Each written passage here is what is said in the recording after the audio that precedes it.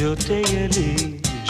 ಜೊತೆಯಲಿ ಇರುವೆನು ಹೀಗೆ ಎಂದು ಹೊಸ ಹರುಷವ ತರುವೆನು ಇನ್ನು ಎಂದು